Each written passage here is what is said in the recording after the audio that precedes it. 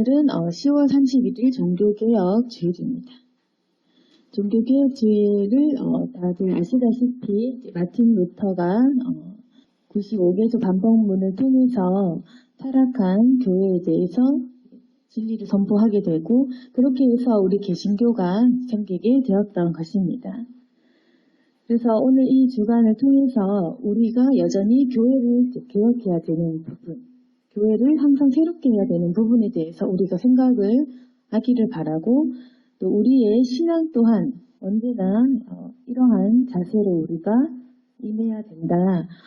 루터가 얘기했던 것은 오직 성경 그리고 오직 은혜 그리고 오직 믿음이라는 부분이었습니다. 세상이 타락하면 교회도 거기에 손을 잡고 같이 타락을 하게 됩니다. 그럴 때 신자라면은 그 말씀으로 돌아가려는 그러한 노력을 해야 됩니다. 우리가 말씀을 보고 또 말씀의 중심에 서려고 하는 노력을 하지 않으면 이 세상에는 많은 혼란스러운 것들이 우리의 중심을 흐트러뜨립니다. 그 말씀을 통해서 항상 주님께서는 어떤 진리를 통해 우리에게 말씀하시는가, 그리고 내가 어떤 기준으로 서야 되는지 우리가 그것을 기억해야 될 것입니다. 오늘 말씀은 디모데후서 3장 12절의 말씀입니다. 무릇 그리스도 예수 안에서 경건하게 살고자 하는 자는 박해를 받으리라, 이 말씀. 그래서 우리가 경건하게 살려고 노력을 하는 순간 박해가 시작이 됩니다. 초대교회에서는 특히나 예수님을 믿으면 이 박해는 필수적이었고 지금 우리 또한 교회 다니기 위해 큰 박해를 받지는 않지만 그래도 우리가 경건한 삶을 살고자 하면 이러한 박해를 받을 수밖에 없습니다. 왜 지금도 이런 박해를 받을 수밖에 없느냐. 오늘 그 말씀 디모데후서 3장 1절에 보시면 이제 이렇게 얘기합니다. 너는 이것을 알라, 말세에 고통하는 때가 이르러, 이렇게 얘기합니다. 말세의 그 특징. 그러니까 말세에는 이제 어떤 일들이 일어나냐면 3장 2절에 사람들이 자기를 사랑하며 돈을 사랑하며 자랑하며 교만하며 비방하며 부모를 거역하며 감사하지 아니하며 거룩하지 아니하며 무정하며 원통함을 풀지 아니하며 모함하며 절제하지 못하며 사나우며 선한 것을 좋아하지 아니하며 배신하며 조급하며 자만하며 쾌락을 사랑하기를 하나님 사랑하는 것보다 더하며 이렇게 이야기를 하는데 그래서 말세에는 사람들이 이러한 특징을 가지게 된다. 그래서 이 모습은 마치 지금 어떤 우리의 죄된 모습 그리고 이 세상에 대한 모습입니다. 근데 사람들이 모두 자기를 사랑하고 돈을 사랑하고 이렇게 죄악을 사랑하는 이런 가운데에서 만약에 나는 경건하게 살리라 이렇게 결단을 하게 되면 어떻게 되겠습니까? 그러면 그때부터는 자기를 사랑하고 돈을 사랑하는 사람들과 부딪힐 수밖에 없는 것입니다. 그래서 우리가 이제는 경건하게 살려고 마음을 먹게 되면 어떤 일이 일어나냐면 돈을 사랑하고 자기를 사랑하는 사람들하고 말이 통하지 않는 것입니다. 말이 통하지 않는 것. 그게 바로 우리가 핍박과 박해받는 그 첫 번째입니다. 이제 사람들이 모두 교만하고 감사도 없고 모함하고 절제 없고 배신하고 자만하고 쾌락을 좋아하는데 여기에서 나는 경건하리라 이렇게 해버리면 이제 우리가 세상 사람들과 말이 통하지 않는 것입니다. 우리도 그 사람들, 세상 사람들, 말세에 이렇게 죄악을 이제 짓는 이 세상에 대해서 우리의 말도 먹히지 않고 그 사람들의 말도 우리에게 먹히지 않기 때문에 그래서 이제 우리가 세상 사람들과 전혀 이 교감이 되지 않은 것입니다. 그래서 사람들은 이런 경건을 이야기하는 것을 싫어합니다. 그래서 이제 어떤 일들이 일어나냐면 교회에도 가짜 세상 가르침을 받은 사람들이 들어옵니다. 그래서 교회 안에서도 잘못된 가르침을 하거나 아니면 교회 안에서 돈을 벌려고 들어와서 땅을 팔고 물건을 팔고 다단계를 하거나 사기를 치거나 이런 식으로 그게 바로 전도인 줄 알고 그렇게 세상과 이 교회를 뒤섞으려고 마귀는 그렇게 해서 우리를 계속 혼동하게 한다는 것입니다. 그래서 우리도 교회 다니지만 교회 안에서도 상처를 많이 받아보고 또 사람들과 사이에서 배신을 하기도 하고 배신을 당하기도 하고 그랬을 것입니다. 그런데 3장 5절에 보시면 이 같은 자들에게서 내가 돌아서라 이렇게 얘기합니다. 이 같은 자들, 자기를 사랑하고 돈을 사랑하고 교만한 사람들, 절제하지 못하고 싸나우며 선한 것을 좋아하지 아니하고 배신하고 쾌락 좋아하는 이런 사람들에게서 네가 돌아서라 이렇게 얘기를 하죠. 그래서 이런 사람들에게서 먼저 우리가 돌아서는 것이 중요합니다. 그런데 만약에 우리가 경건하지 않다면, 우리가 경건을 좋아하지 않는다면 결국엔 이런 사람들과 섞여서 함께 돈을 사랑하고 자랑하는 이런 길로 가게 됩니다. 그래서 우리가 경건하지 않으면 세상 사람들과 구별되는 것들이 없고 우리의 생각도 마찬가지로 세상과 섞이기 때문에 이제 경건이 무엇인지조차도 헷갈리는 과연 무엇이 경건인가? 우리가 이 말씀으로 돌아가지 않으면 왜 죄가 죄인지조차 분별이 힘들게 됩니다. 내가 잘 되는 게 왜 죄인지, 내가 돈을 버는 게 죄인가요? 내가 좀 잘 되려고 하는 게 죄인가요? 하나님이 날 좀 도와주면 안 되나요? 이제 이런 식으로 우리가 말씀으로 돌아가지 않으면 왜 우리가 세상과 교회가 다른지조차도 모르게 되는 것입니다. 그래서 성경에서는 이 같은 자들에게서 네가 돌아서라. 3장 8절에 보시면 얀네와 얀브레가 모세를 대적한 것 같이 그들도 진리를 대적하니 이 사람들은 그 마음이 부패한 자요 믿음에 관하여는 버림받은 자들이다. 그래서 얀네와 얀브레가 어떤 사람이냐면은 출애굽기 7장에 언급되는 마술사들 가운데 두 사람의 이름입니다. 애굽의 마술사들을 뜻하는 말인데 그러니까 이 애굽의 마술사들이 모세를 대적하는 것 같이 이 사람들도 진리를 대적하는 사람들이니까 이 사람들에게서 너희는 돌아서야 된다. 그래서 말세에 우리를 유혹하고 우리를 꼬드기고 우리를 속이는 자들이 있다는 것입니다. 이 같은 자들에게서 네가 돌아서야 된다. 그리고 경건하게 살고자 하면 박해를 받을 것이다. 오늘 본문 13절에 보시면 악한 사람들과 속이는 자들은 더욱 악하여져서 속이기도 하고 속기도 하나니 그런 말이 나옵니다. 말세에 있는 이 악한 사람들, 진리를 잘못 가르치고 교회 다니는 사람들을 속이고 이런 사람들은 더욱 악하여져서 속이기도 하고 속기도 하고 그런 겁니다. 그래서 우리도 속여본 적도 있고 또 속아본 적도 있을 것입니다.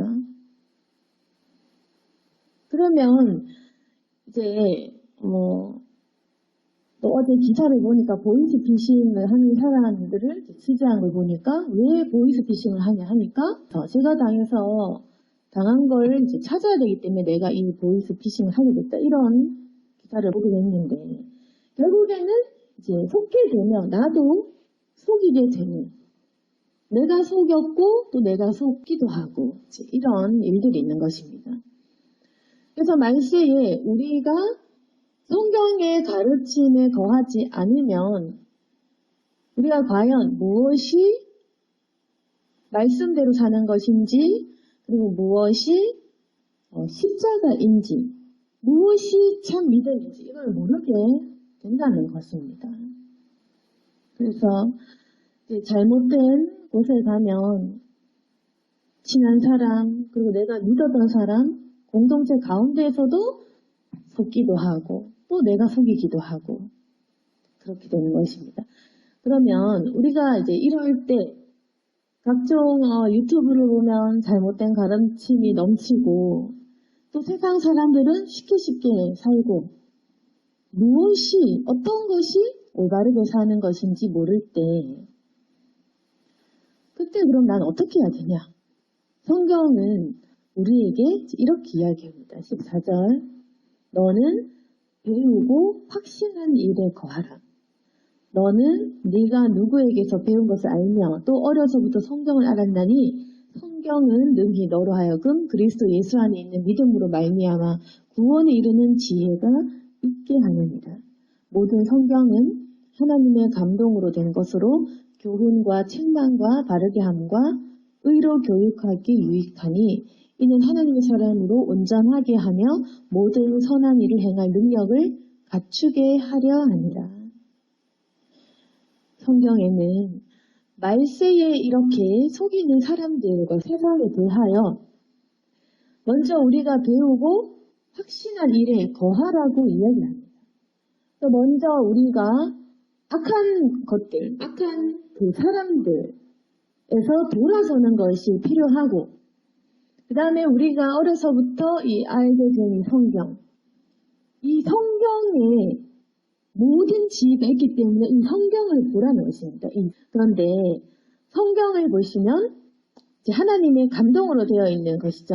그러면 이 성경 안에는 인간의 죄에 대한 이야기가 나옵니다. 반복된 그 실수에 관한 이야기가 나옵니다. 성경을 보면 사람이 계속해서 죄를 짓는구나 라는 것을 볼 수 있습니다. 그러면 그 죄인에 대해 계속해서 하나님께서 어떤 메시지를 주시느냐 그것이 나옵니다. 성경을 읽어보시면 죄악을 저지르는 그 사람에 대한 하나님의 그 메시지, 하나님께서 주시는 그 교훈이 있는 것입니다. 그래서 대부분은 죄를 짓기 때문에 성경에는 우리 사람에 대한 칭찬보다는 책망이 많습니다. 책망. 십계명부터 해서 너는 이것은 지켜야 된다라는 그 계명들, 그리고 구약 성경의 선지자들이 쓴 선지서들을 보면 계속해서 이 회개를 촉구하는 이야기들, 돌아와라, 돌아와라, 돌이켜라, 이런 이야기들. 그럼에도 불구하고 너는 또 죄를 짓게 될 것이다 라는 그 하나님의 말씀, 그리고 예수 그리스도의 그 오신 그 기록들과 예수님께서 무엇을 해결하셨는지에 대한 그 이야기들이 성경에 나와 있습니다. 성경에는 우리로 하여금 죄를 인식하게 하는 그 말씀의 지혜가 있습니다. 선악과부터 시작이 됐구나. 인간의 이 탄생, 창조주께서 창조를 하셨고 왜 죄가 발생하였는지에 대한 이야기가 나옵니다. 이래서 내가 죄짓게 되었구나.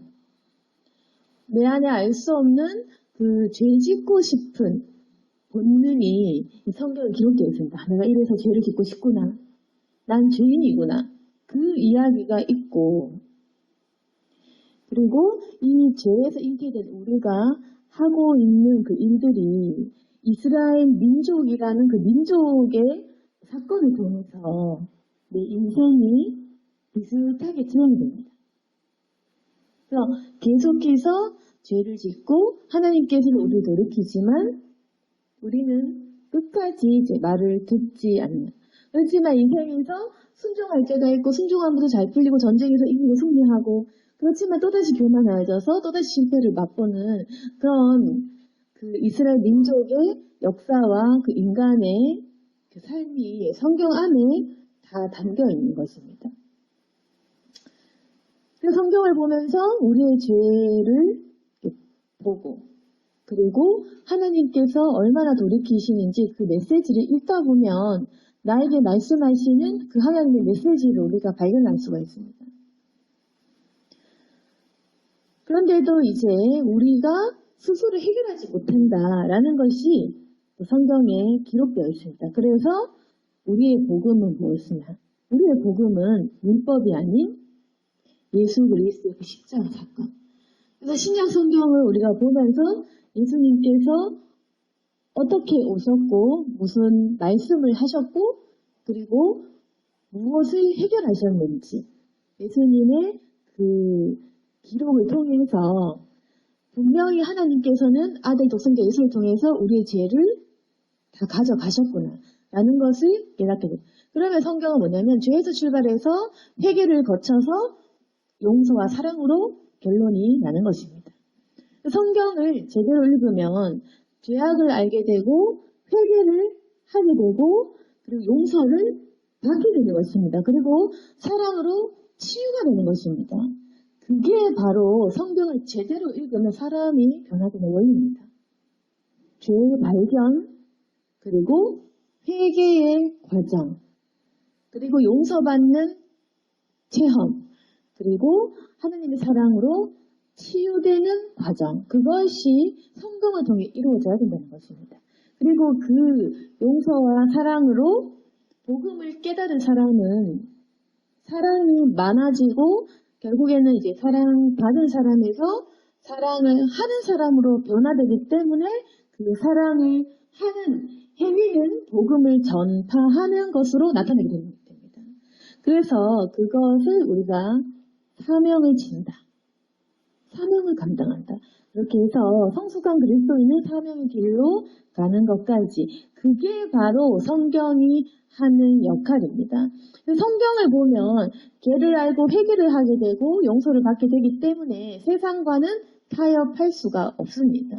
왜냐하면 이미 죄를 발견한 순간, 회개를 하는 순간 사람을 속이고자 하는 생각, 거짓말하고자 하는 생각이 내려놓아지기 때문에 그리고 돈을 사랑하는 것에서 하나님 사랑하는 것으로 마음이 바뀌기 때문에 그때부터 세상과는 말이 통하지 않고 우리는 진리 가운데에서 있지만 또 세상 사람들은 우리 보고 고리타분하다 말이 안 통한다 할 수도 있는 것이기 때문에 결국에는 경건하게 살고자 하는 자는 박해를 받을 수밖에 없다.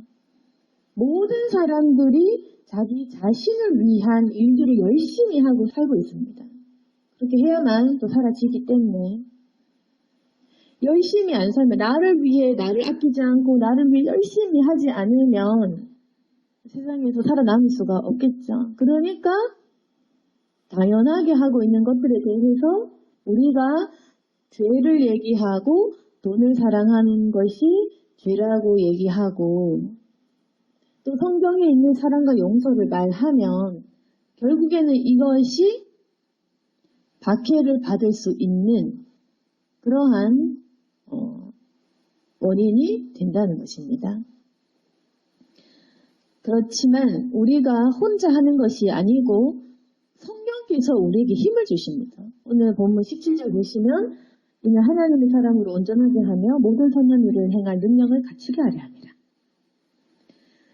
그래서 성경을 읽으면 성령께서 우리에게 역사를 하시기 때문에 하나님의 사람으로 온전하게 되는 그런 경험을 해야 된다. 온전하게 하시고 그리고 모든 선한 일을 행할 능력을 갖추게 하시기 때문에 이것이 가능한 것입니다. 그러면 결국 이 세상이 말하는 마귀가 말하는 것은 나 자신을 위해 네가 열심히 노력해야지 집 밟고서라도 네가 올라서야지 그렇게 살아도 되겠니라고 얘기를 하지만 결국에는 하나님이 책임지시지 않는 삶은 그 끝이 결국에는 성공을 할 수가 없습니다. 우리가 성공하고 있고 성공을 위해 노력하는 것 같지만 사실은 성공하지 못한다. 그런데 하나님의 사람으로 이 세상과 맞서면 처음에는 실패하는 건 손해보는 것 같지만 결국에는 마침내 승리할 수밖에 없습니다. 왜냐하면 하나님의 초자연적인 신비가 있기 때문에 그렇습니다. 사람이 하는 일은 우리가 열심히 노력한 것에 대한 대가를 얻는 것이고 그리고 운이 나쁘면 그 대가도 지불받지 못하는 것이겠죠. 우리가 운까지 따라줘야 내가 노력한 것에 대한 대가를 받을 수가 있습니다. 운이 없으면 내가 노력해도 되지 않는 것이 이 세상의 이치입니다. 그때 사람들은 좌절합니다. 좌절하고 기댈 데가 없습니다. 그러니까 하나님이 없는 삶을 살면 성공하고자 하지만 때론 되지 않고, 운이 좋으면 되겠지만 운이 나쁘면 되지 않는 것. 인생이 내 멋대로 굴러가지 않는 것입니다.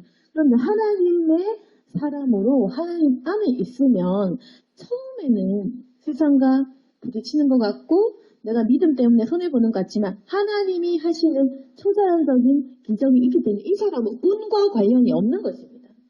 내가 노력하는 것과도 관련이 없고 운과 팔자와도 상관이 없습니다. 그럼 뭐냐? 운과 팔자 이런 것과 나와 상관이 그럼 뭐냐?